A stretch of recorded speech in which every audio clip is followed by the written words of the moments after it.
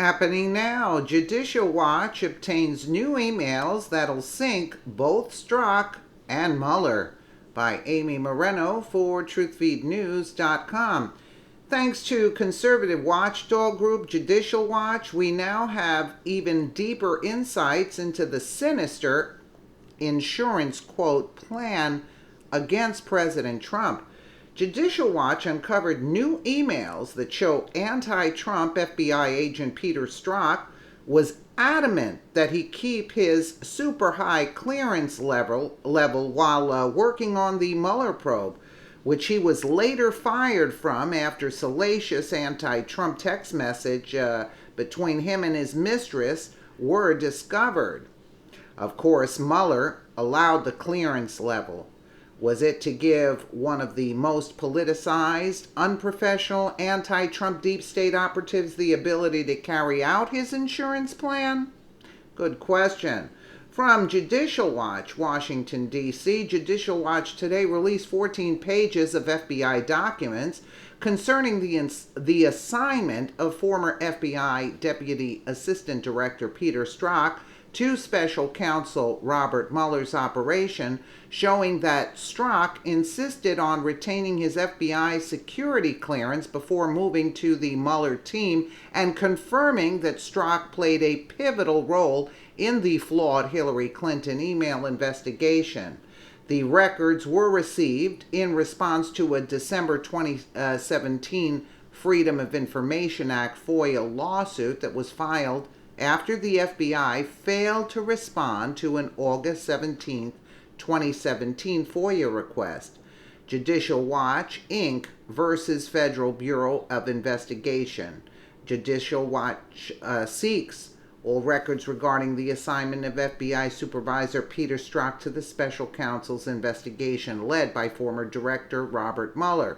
All records related to the reassignment of FBI Supervisor Peter Strzok from the Special Counsel's investigation to another position within the FBI.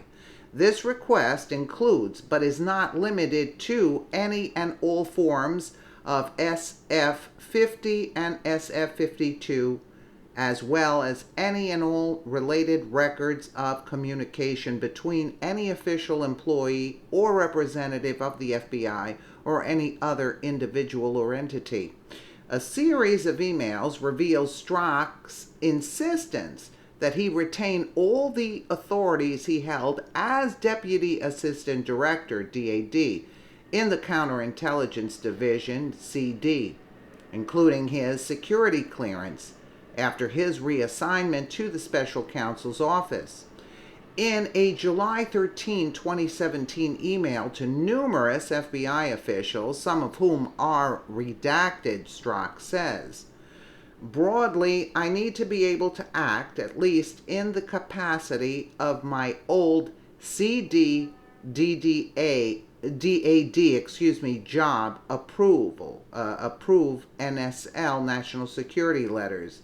In other words, he wanted to have the same ability to get to the information, have the same capacity. So he now conduct redacted, it says, declassified information, redacted, agent travel, requisitions, etc.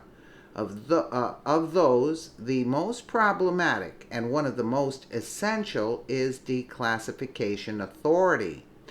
In response, FBI Assistant Director of the Counterintelligence Division, William Prystap, assures Strzok he will remain free to act as he did while a Deputy Assistant Director of the Counterintelligence Division, and further that he will remain on the FBI's books as a floating DAD, Deputy Assistant Director. So he would have access to both. In answer to your initial question, while assigned to the Special Counsel's office, you will retain your CD DAD authorities to include declassification authority, since you will take your non-transferable declassification authority with you. CD will work to obtain another declassification authority slot for the deputy assistant director who is chosen to replace you. Assuming the 7th floor approves, you will remain on CD's books as a 4th floating DAD when you move on from your DAD position. Your DAD slot will revert back to HRD. I don't know what HRD stands for. These new emails show anti-Trump FBI official Peter Strzok's assignment gave the Mueller special counsel operation special authorities to target President Trump, said Judicial Watch President Tom Fitton. We know Strzok can't be trusted, and the special counsel should tell us if Strzok abused his special authorities to target President Trump, and we all know that this is what happened. Strzok was reportedly removed from the Mueller investigative team in August of 2017 and reassigned to a human resources, I guess the HRD is the Human Resources Division. And reassigned to a human resources position after it was discovered that he and another FBI lawyer, Lisa Page, exchanged text messages during the Clinton investigation and campaign season that raised a serious issue, I guess, about his anti-Trump, pro-Clinton bias. They were also engaged in an extramarital affair, which we all know. Strzok oversaw the FBI's interviews of former National Security Advisor General Michael Flynn.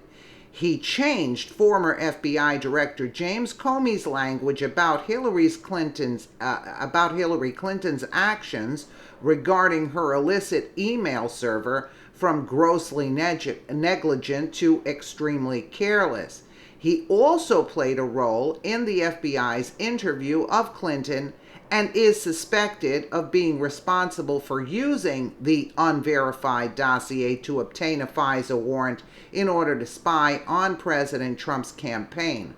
So, as we can understand, basically, that Strzok, while he was on Mueller's team, also had access to all the information at the FBI, which is quite telling here.